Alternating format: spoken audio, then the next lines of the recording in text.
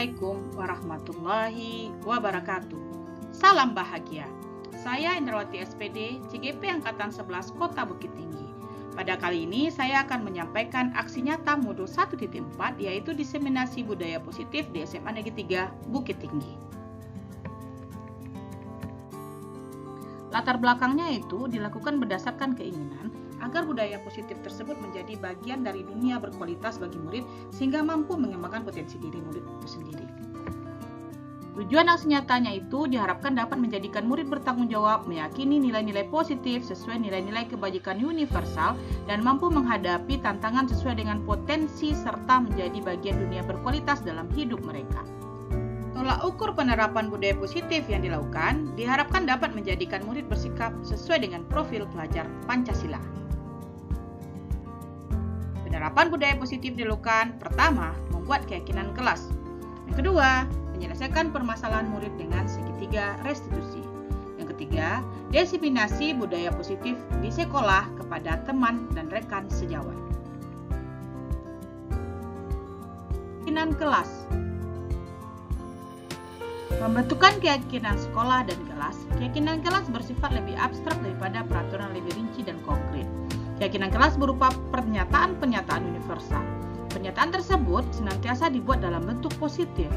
Keyakinan kelas hendaknya tidak terlalu banyak sehingga mudah diingat dan dipahami oleh semua warga kelas. Dan sebaiknya sesuatu yang dapat diterapkan di lingkungan tersebut.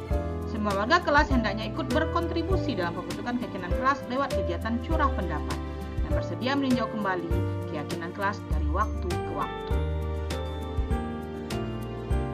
Penerapan keyakinan kelas yang saya lakukan di kelas yaitu pertama, berdiskusi memunculkan peraturan-peraturan yang perlu ditaati warga kelas dan mengubah peraturan-peraturan menjadi kalimat positif. Di sini saya meminta kepada murid saya untuk menuliskan peraturan apa yang mereka inginkan di kelas melalui sebuah stick note. Kemudian stick note tersebut mereka tempel di papan tulis untuk dirubah menjadi sebuah kalimat positif. Bentuk kesepakatannya itu yaitu dengan menyarikan peraturan-peraturan menjadi nilai kebajikan dan keyakinan kelas yang seperti tergambar di dalam slide ini. Berikutnya, dengan melakukan berdiskusi gambaran perilaku mencerminkan keyakinan dan berdiskusi mengenai peran seluruh warga di kelas. Terakhir, meninjau ulang kelas dari waktu ke waktu. Kedua, penerapan dilakukan yaitu segitiga restitusi. Segitiga restitusi merupakan suatu proses pendekatan berupa dialog yang dilakukan oleh guru atau orang tua untuk menjadikan murid yang mandiri, bertanggung jawab, dan memiliki kesadaran akan solusi dari perbuatannya. Berikut penerapan segitiga restitusi yang saya lakukan di kelas. Penerapan segitiga restitusi pada kasus pertama. Putih diberi kepercayaan sebagai bendahara di kelas. Namun dia sangat marah dan kesal sehingga tidak dapat menahan emosi karena dia juga diminta tolong juga oleh temannya yang menjabat sebagai sekretaris untuk mengerjakan bagian tugas sekretaris. Dia tidak terima hal itu. Untuk lebih lanjut, kita simak video berikut ini. Tahu kenapa alasan ibu manggil Putih ke kantor? Ibu kaget tiba-tiba ibu Kaget tiba-tiba ibu kaget. Kemarin Putih sempat cerita ya apa yang pernah Putih rasakan di kelas itu. Jadi waktu itu karena awal sekolah kan kita disuruh bikin kesepakatan kelas, kan Bu. Terus harusnya kan ide itu munculnya dari sekretaris Bu. Tapi sekretaris kita ini nggak ada inisiatifnya untuk nanya ke teman-teman bagusnya gimana. Jadi Putih ternyata napakkan untuk nanya ke teman-teman sekretaris ini gimana. Terus kalau nggak dibalasnya deh Bu, tuh ibu bilang kan gimana jadinya nih kalau udah ikut tuh cari, tapi sekretaris tuh kayak nggak terima gitu Bu.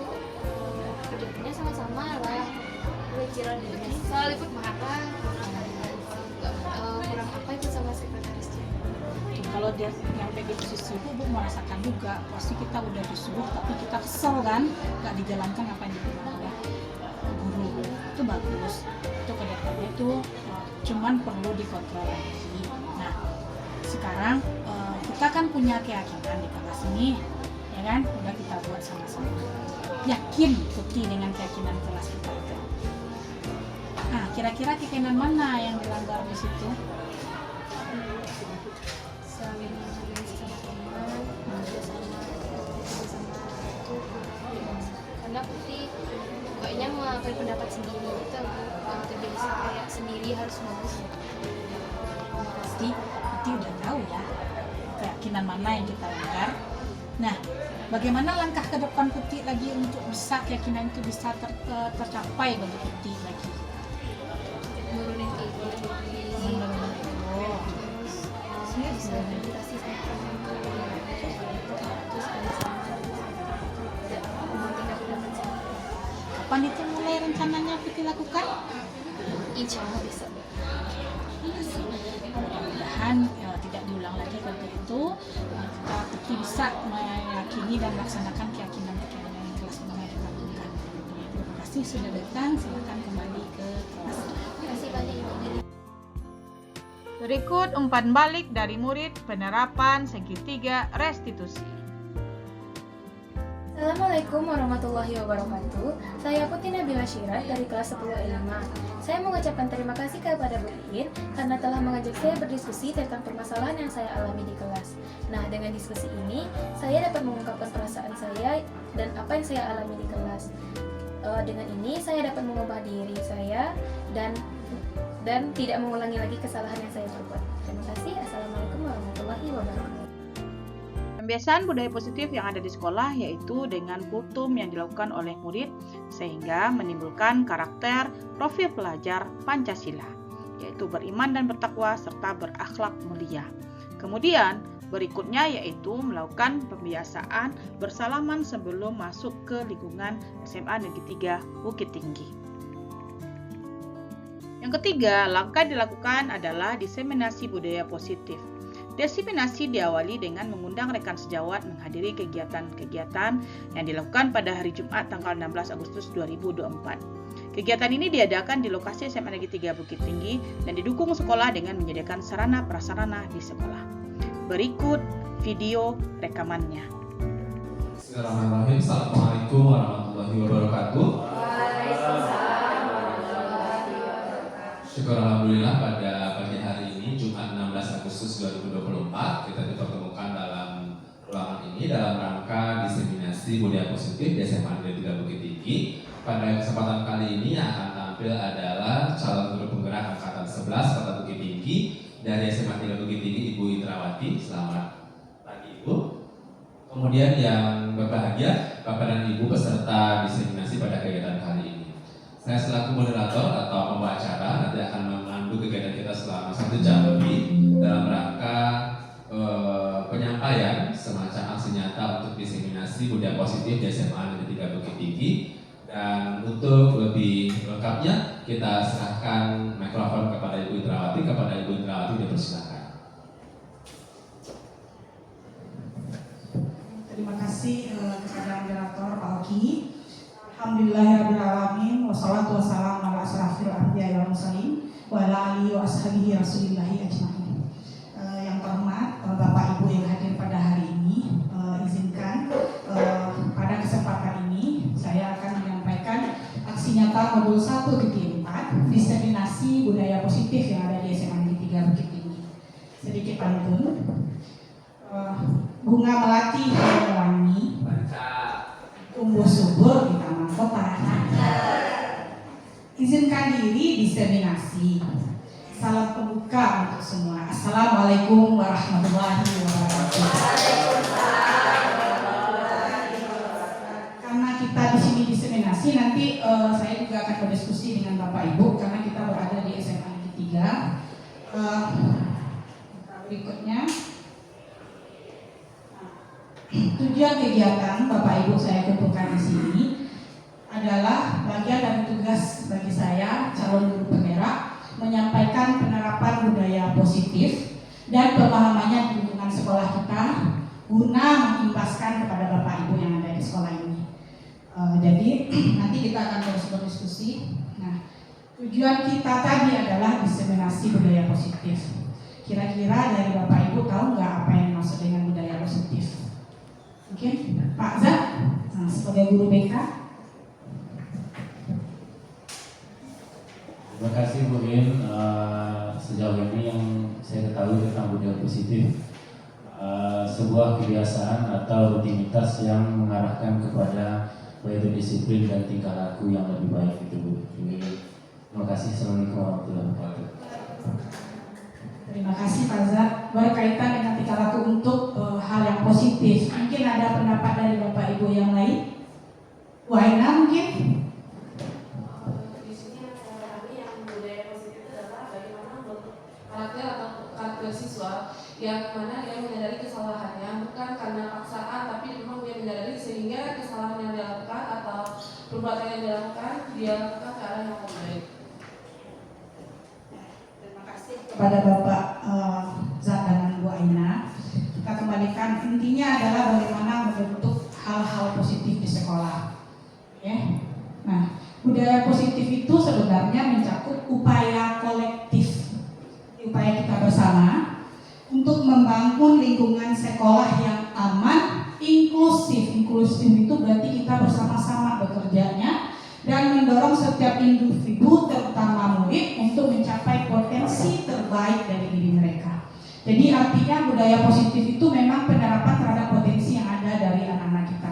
Mungkin selama ini kita bisa menghimbau budaya positif seperti ini ya. Ini intinya sebenarnya Bapak Ibu. Upaya kita bersama untuk menjadikan sekolah kita ini aman, nyaman bagi anak kita, sehingga bisa dia menggali potensi yang ada. Untuk mengenal bagaimana budaya positif, langkah baiknya adalah kita harus mengenal dulu bagaimana perubahan paradigma belajar sebenarnya. Karena kita mengikuti perkembangan zaman, jadi bagaimana perubahan yaitu menuju pada pergeseran mendasar dari cara pandang. Jadi cara pandang, pendekatan dan praktek pendidikan terutama dalam bagaimana proses belajar mengajar dilaksanakan.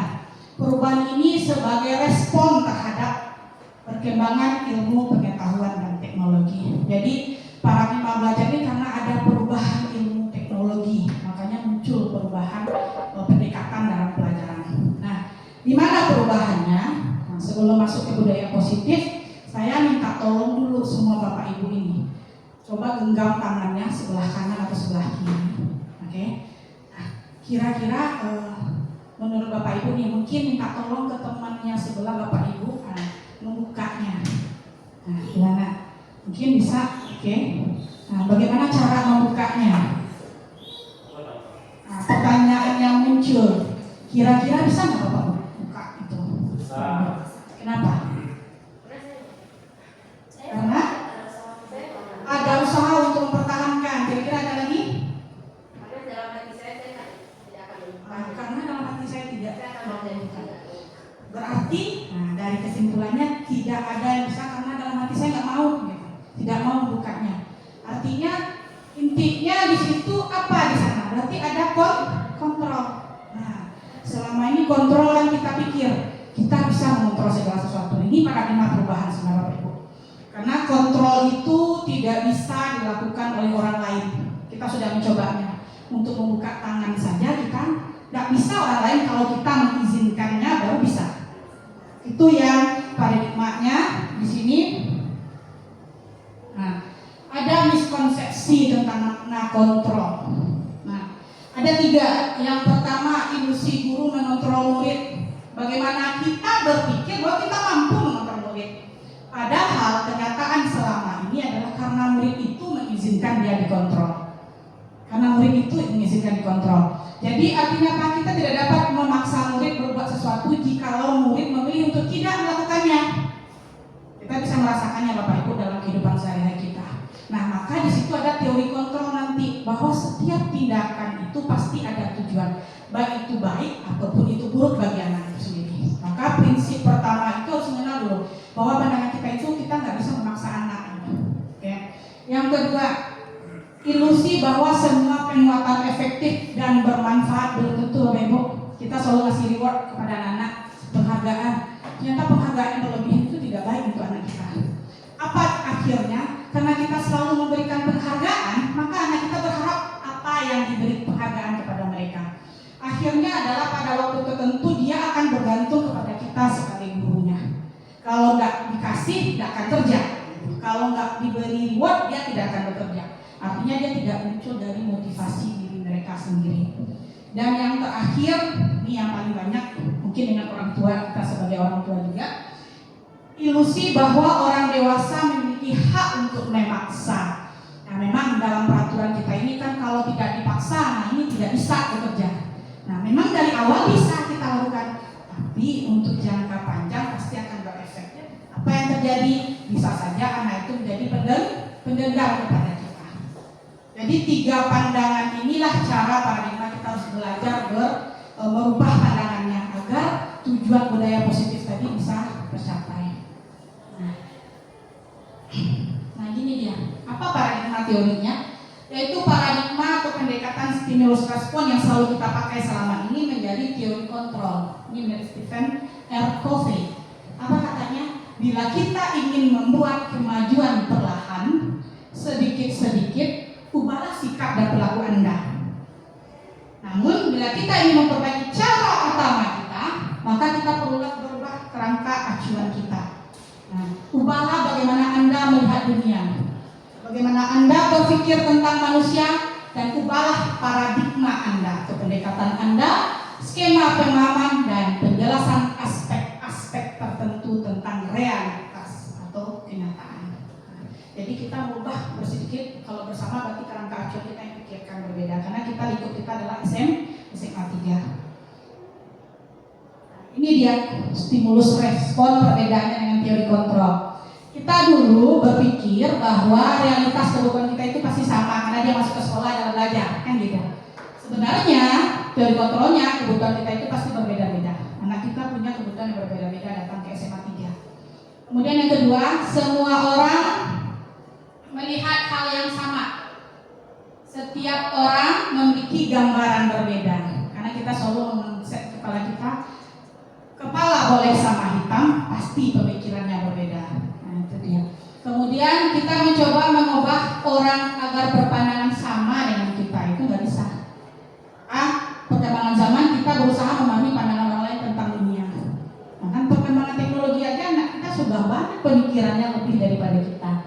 Perilaku buruk dilihat sebagai suatu kesalahan. Semua perilaku memiliki tujuan kalau dia di teori kontrol.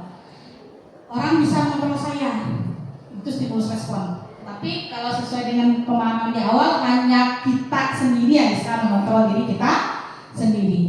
Saya bisa mengontrol lain, tapi kalau di teori kontrol tidak bisa kita mengontrol orang lain. Pemaksaan ada pada saat dudukan itu gagal. Kolaborasi dan konsensus menciptakan pilihan-pilihan baru. Artinya kalau di teori kontrol kita perlu diskusi, perlu kerja sama. Nah, kemudian model berpikir menang atau kalah. Kalau kita diikuti sama anak berarti kita menang. Sebenarnya nggak bisa di teori kontrol lagi. Karena model berpikirnya adalah kita win to win.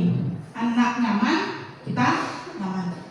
Itu fondasi dasar kita untuk bergerak bagaimana budaya positif itu bisa terjalankan. Salah satu konsep dari budaya positif itu adalah disiplin positif. Nah, apa itu yang definisi disiplin positif? Mungkin bisa menyampaikan dengan pendapatnya sendiri. Nah, mungkin disiplin positif apa? Disiplin positif itu adalah disiplin yang memunculkan sifat-sifat positif. Jadi hal dilakukan berulang tapi hasilnya positif. Disiplin positif merupakan adalah bagaimana munculkan hal-hal positif. Mungkin ada tambahan yang lain, mungkin Bu Eka, mungkin disiplin positif apa? Disiplin positif itu adalah bagaimana cara kita menjadikan siswa itu bertindak sesuai dengan kesepakatan atau aturan yang sudah ada. Bagaimana siswa itu bertindak sesuai dengan kesepakatan yang ada. Oke, kita lihat slide-nya. Disiplin positif itu pendekatan. Jadi kita mendekati dalam mendidik dan mengarahkan perilaku anak yang berfokus pada pembinaan hubungan yang baik. Ya. Kemudian pemahaman dan pemberian dukungan emosional. Jadi disiplin selama ini mungkin era di kepala kita itu hukuman. Nah, tetapi di sini ada katanya disiplin positif. Berarti Bapak Ibu harus melakukan pendekatan itu untuk melakukan pembinaan hubungan yang baik. Oke. Kita lanjut. Kira-kira tujuan pelaksanaan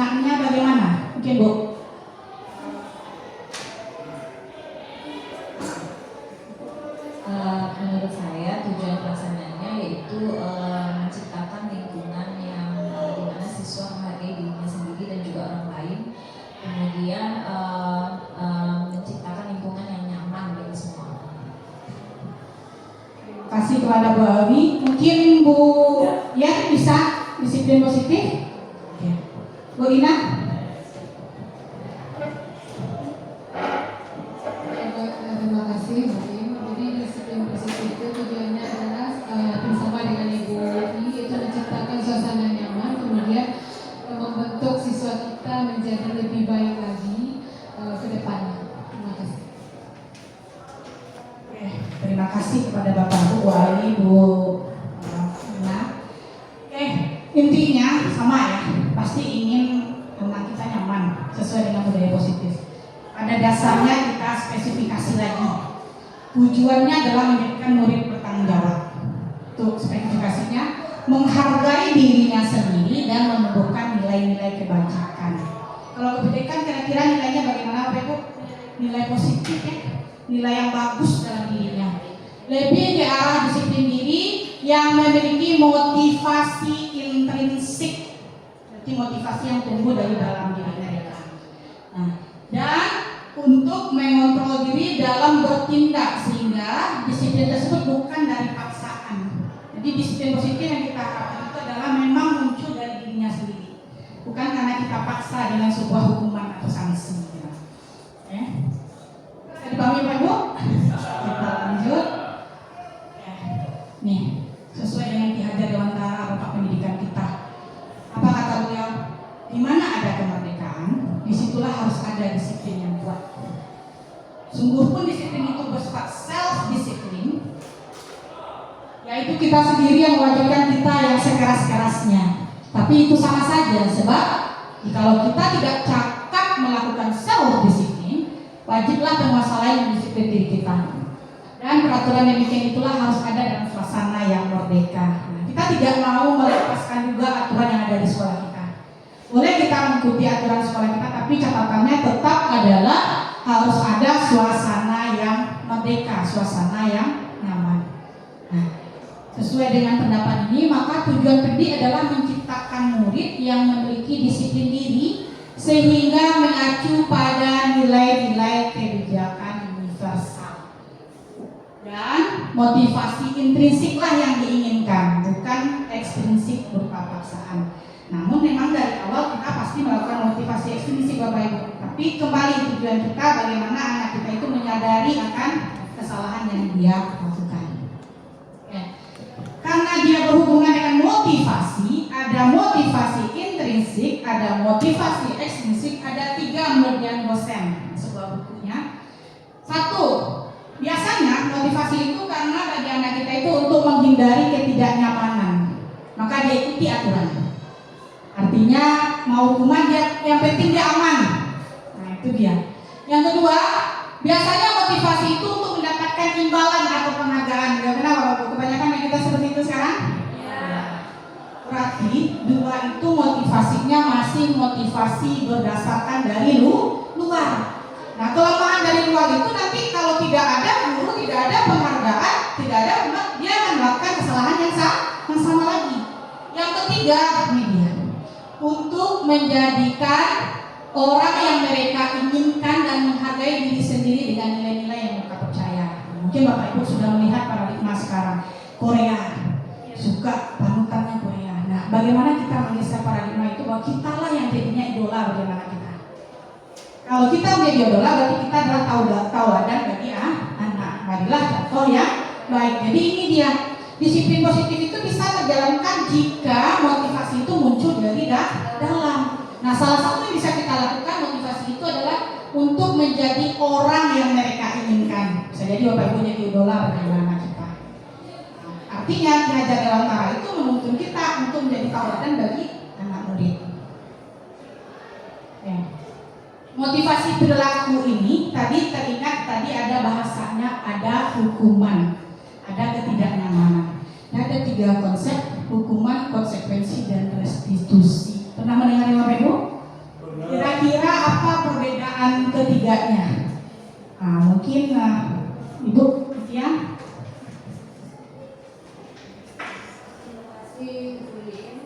Kalau perbedaannya menurut saya itu hukuman lebih ke tindakan ya, tindakan yang akan menjadikan orang pendidik Nah, sedangkan untuk konsekuensi itu lebih kalau yang ganjaran, kalau menjadi lebih indah konsekuensi keganjaran dan restitusi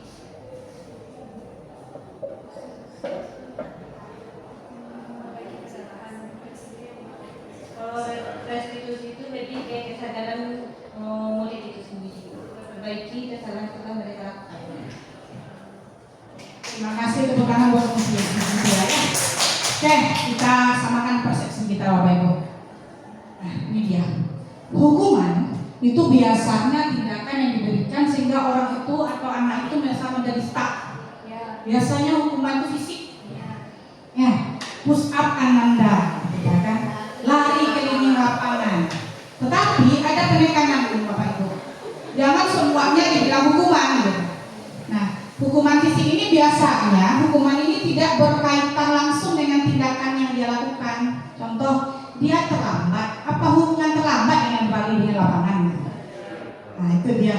Nah, apa beda dengan konsekuensi? Nih, hasil berdampak logis dari suatu tindakan atau perilaku bersifat positif atau negatif, bisa. Konsekuensi itu bisa positif, bisa berupa negatif, namun lebih terkait langsung kepada bersifat edukatif. Kenapa ada negatifnya? Kan kadang anak menunjukkan rasa malu, itu negatifnya, tetapi dia tidak berupa fisik pada tubuhnya. Kemudian konsekuensi ini membantu individu memahami dampak dari tindakan mereka untuk bertanggung jawab atas keputusan mereka. Nah, tahapan kita ada hukuman, ada konsekuensi, dan yang paling tinggi itulah restitusi. Apa itu restitusi? Ini Bapak Ibu. Tindakan memperbaiki atau mengganti kerugian. Jadi kalau anak kita bertanggung jawab dengan kerugian, misal dia memecahkan gelas temannya, dia sudah bertanggung jawab dengan menggantinya. Berarti kita sudah sampai anak itu melakukan restitusi. Gitu. Tujuan itu adalah memulihkan situasi menjadi seperti semula dan memberikan pelajaran kepada pelaku tentang pentingnya tanggung jawab. Memperbaiki kesalahan, berfokus pada pemulihan hubungan, keseimbangan, dan membangun kembali kepercayaan. Jadi restitusi ini tingkatannya adalah inginnya anak itu memang sadar ya dengan apa yang mereka lakukan. Dengan kesadarannya tersebut, anak kita tahu juga bagaimana menyelesaikan sebuah solusi. Apalagi anak kita anak tingkat SMA ya Bapak Ibu ya. Kalau SMA itu tantangan masa depannya semakin tinggi. Mudah-mudahan sampai ke restitusi ini bisa dijalankan oleh anak kita.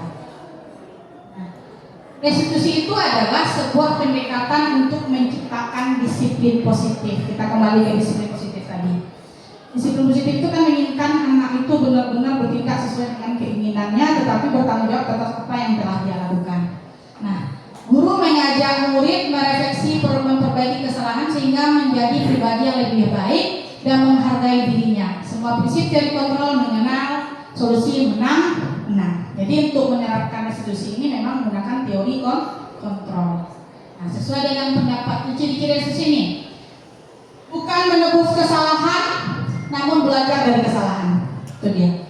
Memperbaiki hubungan. Tawaran, restitusi itu tawaran kepada anak kita, bukan paksaan. Berarti intinya pendapat dari anak kita pancing, bukan kita yang memberikan sebuah aturannya.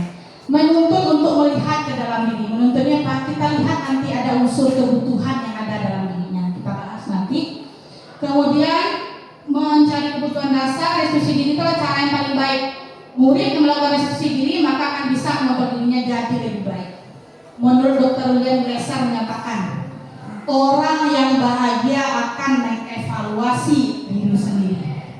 Orang tak bahagia akan mengevaluasi orang lain. Bisa dipahami itu Bapak Ibu? Intinya kita yang tahu kekurangan kita evaluasi. Jangan kita melihat kekurangan orang lain. Nah, fokus pada karakter, bukan tindakan yang salah, karakter dia apa yang kurang.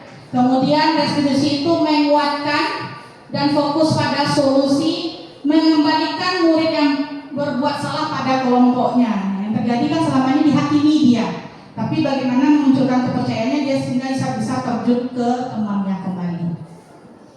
Oke, nah ini dia mungkin Bapak Ibu bisa menyimaknya nih. Hukuman itu ada namanya identitas gagal, ada namanya identitas sukses. Artinya apa? Kalau tes gagal itu Bapak Ibu berarti kita menjadikan anak itu gagal nanti ke depan dengan sikap dan karakternya. Kalau identitas itu adalah sukses, berarti kita berhasil membuat hal positif kepada anak-anak tersebut. Hukuman itu sesuatu yang menyakitkan harus terjadi, berarti itu halnya gagal kita membuat anak kita itu. Kalau yang disiplin ada konsekuensi dan restitusi. Dua itu bagus, identitas sukses. Nah, tetapi kalau intinya minimal di sekolah kita ada konsekuensi gitu. Tingkatan yang lebih tingginya kita bisa mencapai restitusi. Kemudian sesuatu harus terjadi dan restitusi itu merupakan sebuah pilihan. Kalau konsolidasi kan sudah diadakan kesepakatan kelas, itu ada konsekuensinya. Tapi kalau restitusi itu kita munculkan kepilihan kepada anak, bagaimana menyelesaikan sebuah permasalahan yang dihadapi. Tidak nyaman untuk murid dan untuk jangka waktu panjang hukuman. Tapi kalau konsekuensi tidak nyaman untuk murid atau anak untuk jangka waktu pendek. Jadi pada saat itu aja. Contoh, anak kita tidak mengerjakan tugas. Kita tidak menghukumnya, tapi kita bilang bahwa selesaikan tugas itu di jam istirahat. Berarti yang kenanya adalah istirahat dia, tapi dia tidak merasa akan menjadi sebuah hukuman paksaan bagi dia gitu. Kemudian korban mendapatkan ganti. Restitusi itu korban dapat ganti.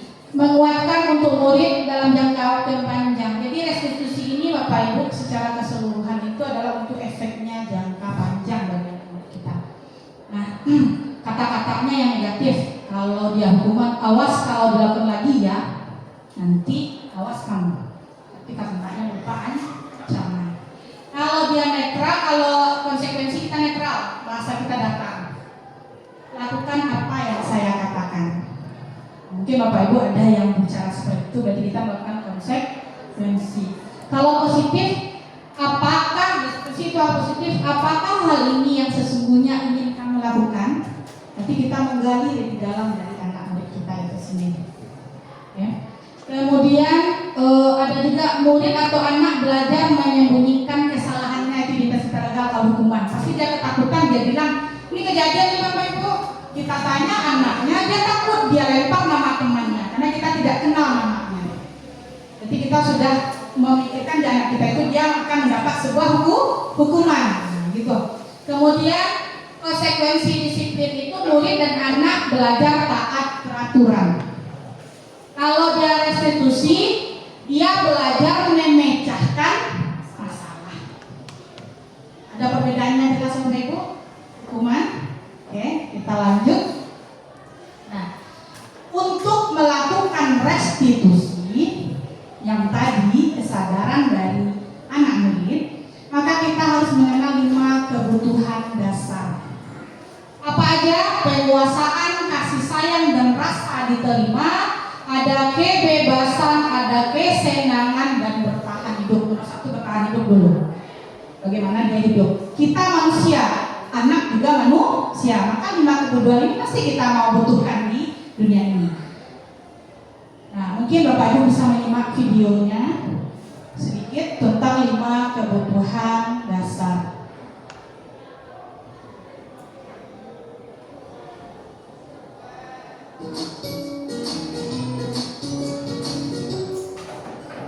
Salam dan bahagia Ibu dan Bapak guru hebat. Untuk membangun budaya sekolah yang positif dengan lingkungan yang aman dan mendukung murid untuk menjadi pribadi yang berdaya, seimbang, dan bahagia, salah satu upaya yang dapat dilakukan oleh guru adalah memahami kebutuhan dasar yang mendasari perilaku murid. Pada video kali ini, kita akan membahas tentang 5 kebutuhan dasar manusia.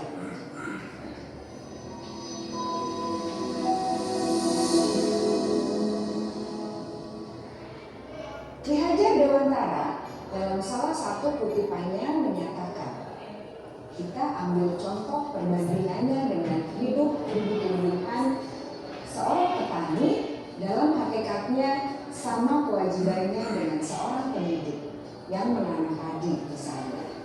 Hanya dapat menuntun tumbuhnya padi. Ia dapat memperbaiki kondisi tanah, memelihara tanaman padi, memberi pupuk dan air, membasmi ulat-ulat atau jamur-jamur yang mengganggu hidup tanaman padi, dan lain sebagainya. Ketika guru memahami kebutuhan apa yang mendasari perilaku murid, dan guru berusaha menuntut dan mendukung murid dalam memenuhi kebutuhannya secara positif, pada hakikatnya guru tersebut ibarat seorang petani yang sedang berusaha memahami kebutuhan masing-masing tanaman. Dan ia berusaha memenuhi kebutuhan tanaman tersebut agar dapat tumbuh dengan subur dan maksimal. Dr. William Glasser, seorang psikiater dari Amerika Serikat, menyatakan bahwa seluruh tindakan manusia memiliki tujuan tertentu, yaitu memenuhi kebutuhan dasarnya. Ketika kelima kebutuhan dasar telah terpenuhi secara memadai, maka murid akan tumbuh dengan seimbang dan bahagia. Sebaliknya, ketika kebutuhan dasar tidak terpenuhi dengan baik, maka seseorang akan mengalami emosi negatif, seperti bosan, sedih, dan kecewa. Bahkan mereka dapat melakukan perbuatan yang bertentangan dengan nilai-nilai kebajikan atau melanggar peraturan.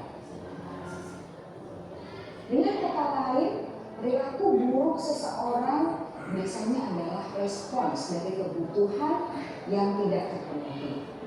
Namun, mereka tidak tahu cara untuk menyampaikannya. Ada 5 kebutuhan dasar manusia menurut Dr. William Glasser, yaitu yang pertama, kebutuhan untuk bertahan hidup atau survival. Yang kedua, kebutuhan untuk merasa diterima atau love and belonging. Yang ketiga, kebutuhan akan kebebasan atau freedom. Yang keempat, kebutuhan akan kesenangan atau fun. Dan yang kelima, kebutuhan akan penguasaan atau power.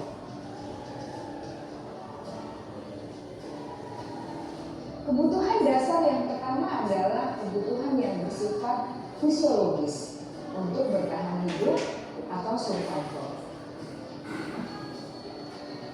Misalnya, kesehatan, rumah, dan makanan. Kebutuhan biologis sebagai bagian dari proses reproduksi termasuk kebutuhan untuk tetap bertahan hidup. Kebutuhan untuk merasa aman juga termasuk dalam kebutuhan ini.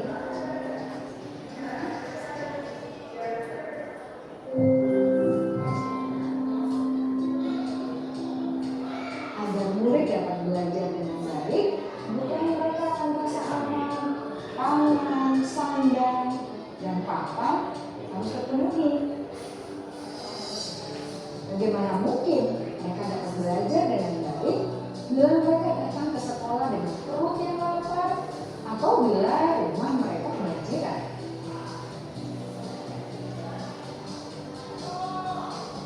Setelah kita mengetahui kebutuhan pertama yang sebagian besar bersifat fisiologis, mari kita lihat kebutuhan kedua sampai kelima yang semuanya berhubungan dengan psikologis.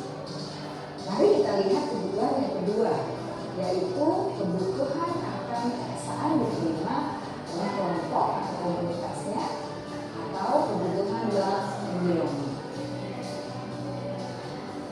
Kebutuhan ini meliputi keinginan untuk tetap terhubung dengan orang lain seperti teman, keluarga, teman kerja, dan kelompok di mana kita tergabung. Setiap murid ingin menjadi bagian yang berharga dari kelas dan juga sekolah. Mereka juga ingin diterima oleh orang lain dan kelompoknya. Bahkan murid yang terlihat paling cuek pun jauh di dasar hatinya pasti ingin merasa diterima. Sebagai guru, seharusnya kita dapat menerima murid kita apa adanya. sesuai dengan kodratnya. Karena setiap murid adalah unik. Mereka memiliki kekuatannya masing-masing, sehingga guru seharusnya bisa menciptakan kesempatan untuk murid berkolaborasi dan memiliki ikatan emosi satu sama lain. Murid-murid yang memiliki kebutuhan yang besar untuk merasa diterima, biasanya mereka belajar karena suka pada gurunya. Dan mereka juga suka bekerja dalam kelompok. Kebutuhan yang ketiga adalah kebutuhan akan kebebasan atau kebutuhan membuat pilihan. Murid harus diberi kesempatan untuk membuat pilihan dan bertanggung jawab atas pilihan yang mereka telah ambil. Beri mereka kebebasan bukan berarti membiarkan mereka melakukan apa saja yang mereka mau, melainkan lebih memberi mereka kesempatan untuk membuat pilihan, mengarahkan pendapat mereka dan percaya diri, dan memberi mereka kesempatan untuk mencoba hal-hal yang baru. Pembelajaran dengan metode yang beragam dan menarik juga akan memenuhi kebutuhan murid tentang kebebasan ini. Pembelajaran berdiferensiasi di mana guru menyediakan beberapa jenis tugas yang bisa dipilih oleh murid sesuai minat mereka, sangat baik untuk mengembangkan murid menjadi lebih mandiri dan memiliki motivasi internal. Karena kebutuhan akan kebebasan pada dasarnya adalah kebutuhan untuk mandiri, memiliki otonomi, memiliki pilihan, dan mampu mengembalikan arah hidupnya sendiri.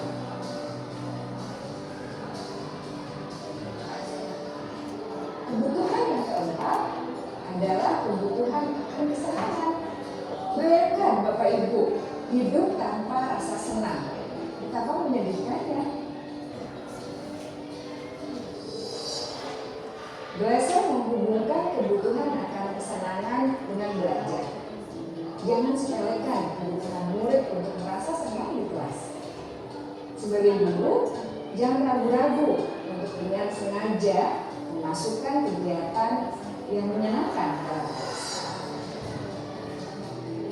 Murid-murid dengan kebutuhan dasar kesenangan yang tinggi ingin menikmati apa yang mereka lakukan.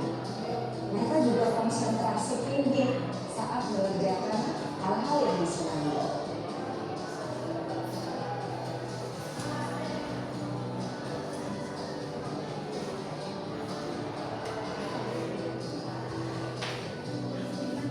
Kebutuhan yang kelima adalah kebutuhan akan penguasaan. Setiap murid memiliki kebutuhan untuk merasa kompeten, jadi terakhir diakui pencapaian dan keterampilannya, dibenarkan, bisa membuat dampak dan pengaruh, dan memiliki rasa harga diri. Mereka sebaiknya diberi kesempatan untuk membuat keputusan tentang hal-hal yang penting dalam hidupnya dan tidak merasa dikontrol oleh sistem sekolah.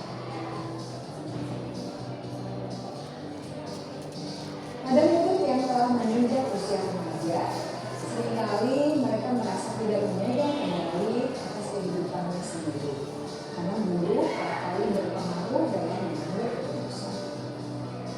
Murid-murid yang memiliki kebutuhan dasar akan penguasaan yang tinggi biasanya selalu ingin menjadi pemimpin. Mereka juga suka mengamati sebelum mencoba hal-hal yang baru. Mereka juga perfeksionis dan merasa kecewa bila melakukan kesalahan.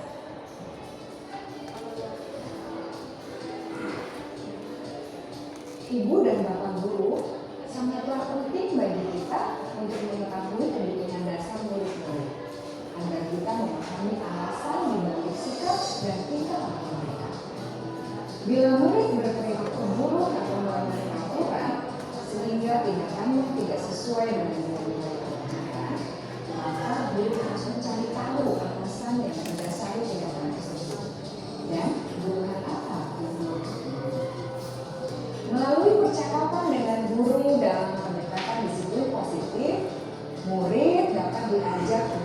bersikap efektif dalam mengenali kebutuhan-kebutuhan yang berusaha mereka penuhi dan mendasari tindakan mereka.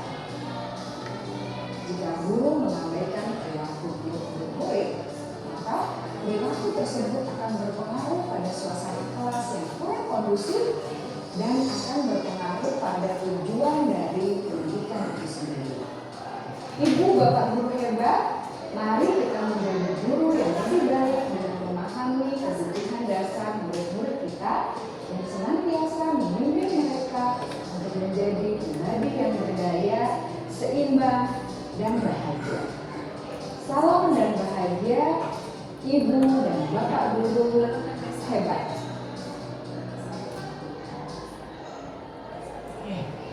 Dari video itu mungkin bisa lebih jelas penjelasan dengan 5 kebutuhan dasar dari manusia, Bapak Ibu.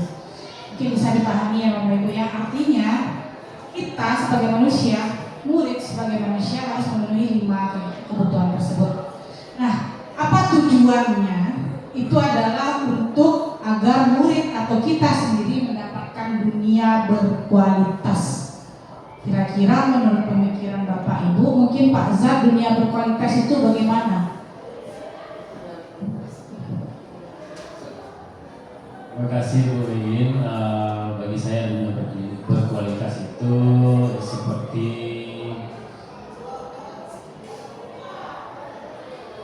dunia berkualitas ya. Seperti apa Bu Rin? Situasi yang sesuai dengan keinginan dan kesenangan kita. Terima kasih Bu Rin. Terima kasih Pak Zat. Nah, udah mulai nampak kualitas itu tidak bisa kita nilai dengan nilai. Kualitas itu bisa berangkat dari kepala kita sendiri. Berarti yang sesuai dengan apa yang kita mau. Nah, begitu juga dengan anak murid kita. Dia pasti mau sesuai dengan dunia kualitas itu, kebutuhan sesuai dengan keinginannya dia dapatkan. Maka kebutuhan itu kita penuhi seperti ini. Murid kita juga mempunyai gambaran dunia kualitas mereka. Jadi kita tidak bisa menginterferensi mereka, tetapi kita bisa memasukkan makna dan nilai-nilai kebajikan ke dalam dunia mereka, membangun interaksi dan memberdayakan, memerdekakan murid, maka akan meletakkan dirinya sendiri bagi murid tersebut sebagai individu positif dalam dunia berkualitas, sehingga mereka mampu menghargai nilai-nilai kebajikan. Jadi dengan kebutuhan 5 tadi, maka kita sudah memenuhi kebutuhan murid, maka kita bisa masukkan nilai kebajikan kepada dunia impian mereka. Dan itu ya tambahannya. Nah, kemudian di dalam penerapan disiplin positif itu ada 5 posisi kontrol restitusi. Apa saja dia Bapak Ibu? Ada namanya adalah penghukum. Kemudian ada namanya pembuat merasa bersalah. Kemudian ada teman, pemantau, dan manajer. Jadi tingkatannya ada. Yang paling bawah itu menghukum, yang paling tinggi itu adalah manajer. Posisi kita di sana. Nah, di antara kelimanya itu sesuai dengan identitasnya ada posisi identitas gagal yang kita buat kepada anak, yaitu sebagai penghukum dan pembuat merasa bersalah. Tetapi kalau identitas positif ada 3, teman, pemantau, dan manajer. Namun Bapak Ibu, ini proses, tidak langsung kita bisa menjadi manajer, tapi itu bisa dipelajari dan bisa kita terapkan berangsur-angsur. Nah, kalau dia menghukum, biasanya kata-katanya berupa ancaman, tadi sudah saya sebutkan. Kalau dia membuat merasa bersalah, kita menjudge anak itu agar dia menimbulkan rasa bersalah. Apa katanya? Misalkan menunjukkan bagaimana kesalahannya sehingga berefek kepada diri ibu. Nanda, kok seperti itu? Gak kasihan sama ibu nak? Nanti marah kepala sekolah nak sama ibu. Itu berarti membuat anak itu merasa bersalah. Kemudian kalau teman itu biasanya kita banyak juga jadi teman, tetapi efeknya apa di teman? Anak itu hanya takut kepada guru itu saja karena dia itu temannya. Kalau guru lain enggak. Nah, tetapi dia identitasnya positif, tetapi intinya adalah dia bergantung kepada guru kita saja gitu. Kemudian yang ketiga, yang keempat yaitu pemantau. Kita tanya apa itu kamu lakukan, berarti kita sudah melakukan pemantauan kepada anak. Adanya datar, tapi intinya kita masih sistemnya kita belum mencapai yang namanya restitusi tadi, kesadaran. Masih meminta pendapatnya berdasarkan konsekuensi yang kita buat. Dan yang berikutnya adalah manajer, ini posisi yang tertinggi Bapak Ibu. Karena kita mencoba menggali anak dari perbuatan yang dia lakukan menjadi sebuah kesadaran yang harus mereka cari solusinya dan bisa mereka rubah untuk ke depannya. Dengan pemahaman seperti ini, posisi-posisi ini kita harapkan anak kita itu memiliki nilai kebajikan universal yang ada dalam dirinya. Nah, ini dia tambahan pembagiannya gitu. Dampaknya banyak kaitan dengan dunia berkualitas. Kalau dia penghukum, murid meletakkan guru di luar kualitas dunia mereka. Karena dia menganggap guru itu penghukum, maka guru itu bukan idola mereka. Kalau dia membuat merasa bersalah, murid meletakkan guru di dalam dunia mereka. Iya, tetapi kan dunia kualitasnya kasihan kita sama ibu itu, makanya dia lakukan itu. Menurut dia. Kalau dia teman, murid meletakkan guru sebagai orang penting dalam dunia mereka. Jadi kalau pergi datang ke sekolah, dia sudah jadi tamat dari sekolah, yang dicari gurunya karena kenapa? Gurunya itu jadi teman dia selama berada di SMA 3. Itu dia. Kemudian kalau dia menjadi pemantau, murid meletakkan guru peraturan di dunia berkualitas mereka. Artinya gini, dia datang guru itu adalah yang menegak peraturan di dunia pemantau itu.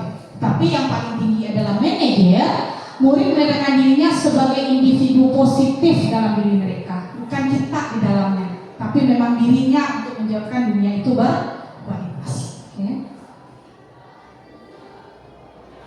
Keyakinan kelasnya tadi sudah disiplin positif, kita sudah mengenal kebutuhannya. Maka penerapan yang paling sederhana yaitu kita membuat apapun itu dalam kelas yang paling kecil, Bapak Ibu. Kita kenal namanya keyakinan kelas. Nah, mengapa keyakinan kelas dibuat bukan peraturan kelas? Mungkin ada pendapatnya, Bu Aina mungkin? Mengapa keyakinan kelas dan bukan peraturan kelas? Karena kalau peraturan kelas itu bersifat umum dan itu sudah dijabarkan dari awal-awal. Sedangkan kalau keyakinan kelas suatu hal yang diyakini oleh siswa berkaitan dengan pembelajaran sehingga pembelajaran tersebut bisa nyaman karena keyakinan kelas kembali lagi berkaitan dengan untuk mereka. Kasih Bu Aina, intinya dari mereka untuk mereka. Jadi intinya gini, kalau dia peraturan kelas itu sifatnya sesuai kata Bu Aina umum. Kemudian yang kedua itu masih bersifat kita memberikan yang namanya identitas gagal nanti kepada anak-anak. Karena kita yang atur anaknya. Tapi kalau dia keyakinan, berarti dia ada kesadaran dari diri mereka sendiri. Nah, kita lihat slide-nya. Nilai-nilai kebajikan menekankan kepada keyakinan. Nah, seseorang yang mempercayai diri di dalam sehingga seseorang bergerak dan bersemangat. Jadi keyakinan itu Bapak Ibu, ini nanti ada kata-kata kesepakatan. Ada beda antara kesepakatan dan keinginan dia. Bahasa keyakinan itu memang dari dalam intrinsik kita. Sehingga lagi tujuan pendidikan itu adalah seorang pendidik itu mampu memberikan motivasi intrinsik. Nih, keyakinan kelas ini ada pembentukan kelasnya. Keyakinan kelas itu bersifat abstrak daripada peraturan, lebih rinci dan konkret. Kemudian keyakinan kelas berupa pernyataan universal. Kemudian pernyataan tersebut senantiasa berbentuk positif, tidak ada kata-kata negatif. Hendaknya tidak terlalu banyak sehingga mudah diingat dan dipahami. Kemudian keyakinan kelas sebenarnya sesuatu yang dapat diterapkan di lingkungan tersebut. Real, nyata. Kemudian semua warga kelas hendaknya ikut berkontribusi dalam pembuatan keyakinan kelas lewat kegiatan curah pendapat. Bersedia meninjau kembali keyakinan kelas dari waktu ke waktu. Mungkin tambahan sedikit setelah kita membuat keyakinan, tolong setiap masuk kita ingatkan kira-kira keyakinannya apa. Kalau mau dirubah kita revisi lagi ke depannya. Itu maksudnya untuk agar nilai-nilai positif itu terjalankan. Nah, ini dia penerapan keyakinan kelas. Nah, satu, berdiskusi memunculkan peraturan yang perlu ditaati warga kelas. Jadi saya membuat stick note kepada anak-anak, kemudian menyampaikan kira-kira bagaimana perasaan yang inginkan di dalam kelas tersebut. Apa yang agar dia merasa nyaman berada dalam kelas itu. Pertanyaan itu mereka jawab di dalam sebuah stick note dan kami tempelkan di papan tulis. Nah, ada 4 pertanyaan waktu itu. Kemudian mengubah peraturan-peraturan menjadi kalimat positif. Biasanya anak-anak kita itu bahasanya tidak mau temannya mengganggu, tidak boleh makan-makan, tidak boleh buang sampah. Maka tidak ada lagi kata tidak boleh, tapi gunakan kalimat positif. Buanglah sampah pada tempatnya, menjaga suara agar tidak bising atau ribut. Bahasanya ke bahasa positif. Kemudian menyarikan itu mensarikan, mencari inti dari peraturan menjadi nilai kebajikan atau keyakinan kelas. Artinya keyakinan kelas ini bahasanya itu lebih mudah dipahami, lebih mudah diingat. Nah, kemudian berdiskusi gambaran perilaku mencerminkan keyakinan. Kalau kita udah buat misalkan menghargai, nah kira-kira tingkah laku kita bagaimana? Kita harus memberikan peran itu kepada murid kita.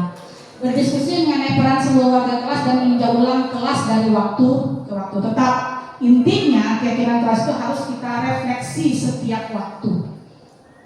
Nah, ini mungkin Bapak Ibu ada bedanya. Ini ada 2. Saya memang kesepakatan belajar fisika, tapi saya punya wali kelas. Kelas saya adalah kelas 10E5. Kira-kira ada perbedaan yang bisa digambarkan dengan 2 gambar ini? Mungkin Bu Aruna.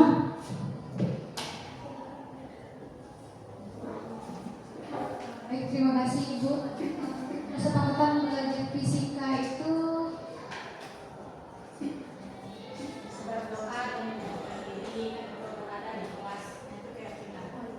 berarti kesepakatan belajar fisika ini seperti berdoa, berada tepat waktu di kelas dan sebagainya. Sementara keyakinannya adalah beriman dan bertakwa. Berarti hasil dari peraturan yang sudah disepakati. Terima kasih Bu Aruna. Intinya ini ya Bapak Ibu, saya perjelas lagi. Kesepakatan itu bahasanya agak panjang, agak susah diingat. Nah, ini digabung, misal berdoa dan menyiapkan diri. Berarti ikatannya ke profil pelajar Pancasila apa? Karena kita tujuan kita adalah dimensi pelajar Pancasila dengan nilai-nilai kebajikan. Intinya adalah beriman dan bertakwa. Bagaimana dia? Sebelum mulai kegiatan harus berdoa terlebih dahulu. Nah, kemudian meminta izin secara bergantian jika ada keperluan. Itu kesepakatan ya Bapak Ibu. Nah, jadinya mana kalau dia namanya keyakinan? Nah, bisa tertib nih, menjaga ketertiban dan dalam kelas dengan mengajukan tangan juga. Kemudian minta izin juga. Jadi mudah dia menghafal. Intinya, karakter saya dalam kelas adalah sesuai dengan keyakinan. Berarti saya adalah menjadi anak yang beriman dan bertakwa. Saya adalah menjadi anak yang berkomitmen. Saya adalah anak yang menjadi anak yang tertib. Ya. Jadi memang mengacunya kepada karakter. Ya, Bu Awena. Berarti dengan kata lain, keyakinan kelas itu ada keyakinan kelas dulu baru muncul kesepakatan belajar. Terbalik ya, sedikit ya. Saya tegas, terima kasih Bu Aina. Sebelum kita masuk ke keyakinan, kita buat dulu sesuai dengan diskusi tadi sebelumnya. Sebelumnya kita sudah berdiskusi mengenai ini. Peraturan di kelas menjadikan nilai-nilai kebajikan. Peraturan ini adalah kalimat positif yang kita bilang adalah kesepakatan. Dari kesepakatan itu maka muncul namanya keyakinan kelas. Jadi kita buat kesepakatan. Dari kesepakatan itu mana bahasa yang bisa kita gabungkan menjadi sebuah karakter bagi anak kita. Itu yang dinamakan dengan keyakinan. Nah gitu mungkin ya. Terima kasih Bu Aina. Kita lanjut. Nah, ada terakhir. Sudah ada hukuman, sudah ada tentang dunia berkualitas, kebutuhan semuanya sampai keyakinan. Nah, penerapan terakhir yang paling besar sama kita itu adalah segitiga restitusi. Kita sudah mengenal kata tadi, restitusi adalah pendekatan agar mencapai penerapan disiplin positif. Nah, namanya segitiga karena ada 3 tindakan kita.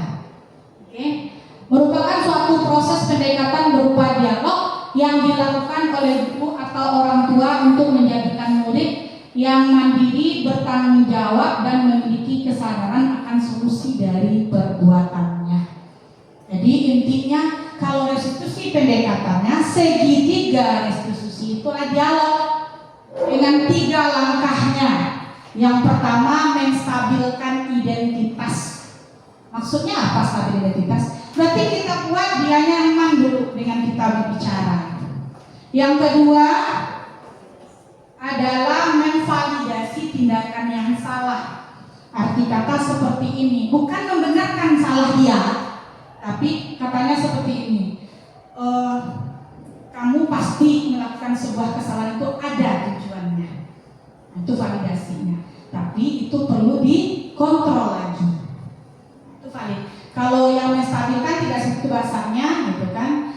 Kenapa ibu panggil ke sini nak? Boleh sampaikan pendapatmu? Nah, mungkin itu bahasanya. Yang terakhir adalah baru tanyakan keyakinan. Tanyakan keyakinan berarti karakter yang kita tuju. Kira-kira keyakinan di kelas atau yang sudah kamu lakukan di sekolah, kira-kira keyakinan apa yang sudah tidak tercapai di sana? Artinya dengan 3 itu kita gali kebutuhan mereka dengan segitiga restitusi sehingga dia dapat mencari solusi. Oke. Percepat. Nah, penerapan di kelas ini ada videonya. Kebetulan saya sudah menjalankan di kelas untuk segitiga restitusinya. Dapat segitiga restitusi pada kasus pertama. Putih diberi kepercayaan sebagai bendahara di kelas. Namun dia sangat marah dan kesal sehingga tidak dapat menahan emosi karena dia juga diminta tolong juga oleh temannya yang menjabat sebagai sekretaris untuk mengerjakan bagian tugas sekretaris. Dia tidak terima hal itu. Untuk lebih lanjut, kita simak video berikut ini. Kenapa alasannya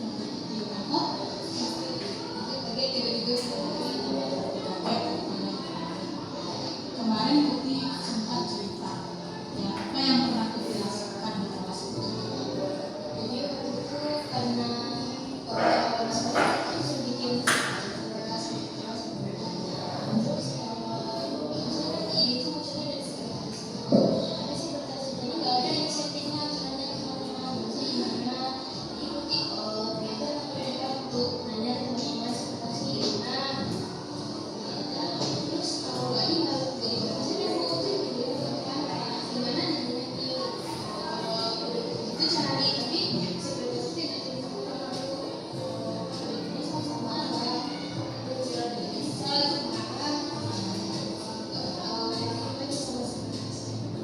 Kalau dari restitusi itu merasakan juga pasti kita udah disuruh kita kesel kan nggak dijalankan apa yang kita guru itu bagus itu cuman perlu dikontrol. Nah sekarang kita kan punya keyakinan ini ya kan udah kita bahas yakin Putih dengan keyakinan kelas itu. Nah kira-kira keyakinan mana yang terlalu situ?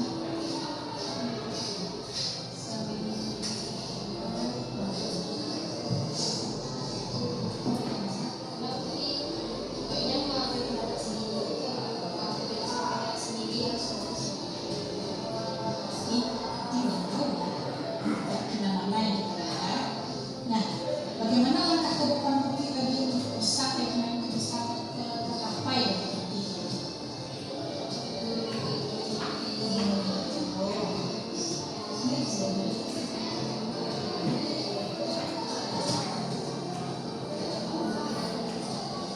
Apa itu yang rencananya Putih lakukan?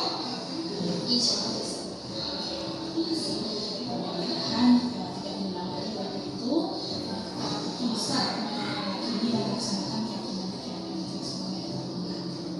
Itu silakan sebutkan kembali ke Berikut umpan balik dari murid penerapan segitiga restitusi. Assalamualaikum warahmatullahi wabarakatuh. Saya Putih Nabila Syura dari kelas 10 Saya mengucapkan terima kasih kepada Putih karena telah mengajak berdiskusi dan permasalahan yang saya alami di kelas. Nah, dari diskusi ini saya akan mengungkapkan perasaan saya dan apa yang saya alami di kelas.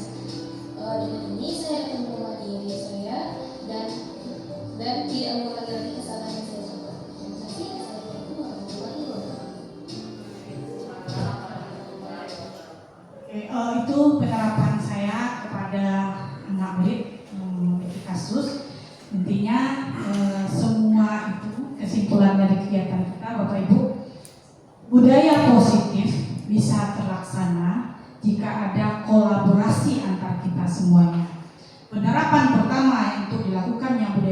positif adalah yang paling terdekat dengan kita.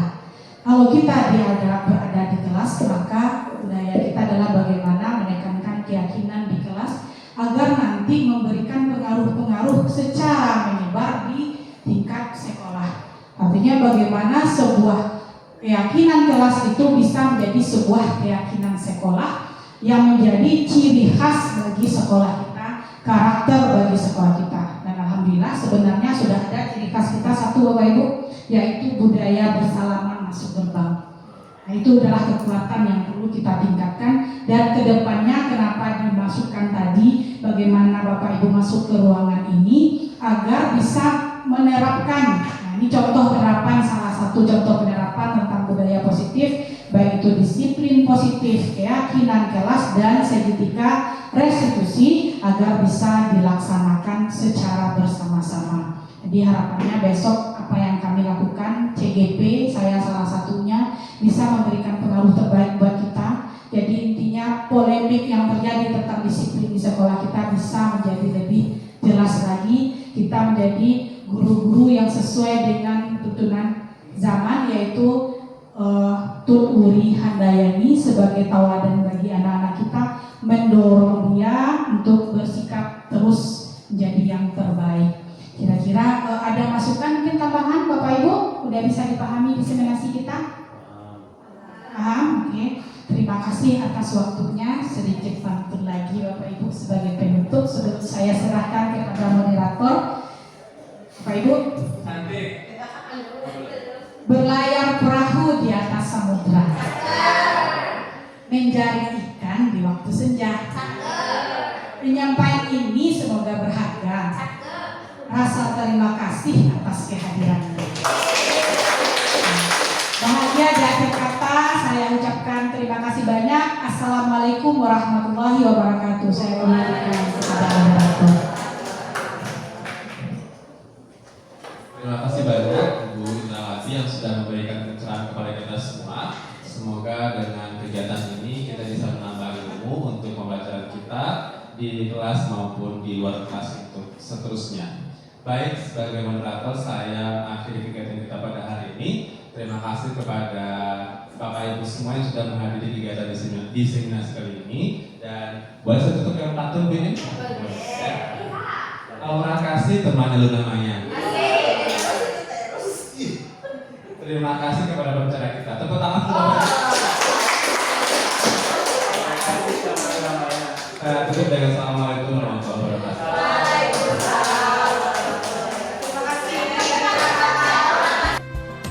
Inilah dokumentasi kegiatan diseminasi yang saya lakukan dengan rekan sejawat di SMA Negeri 3 Bukit Tinggi.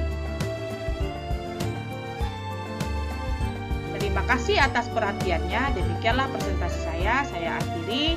Assalamualaikum warahmatullahi wabarakatuh.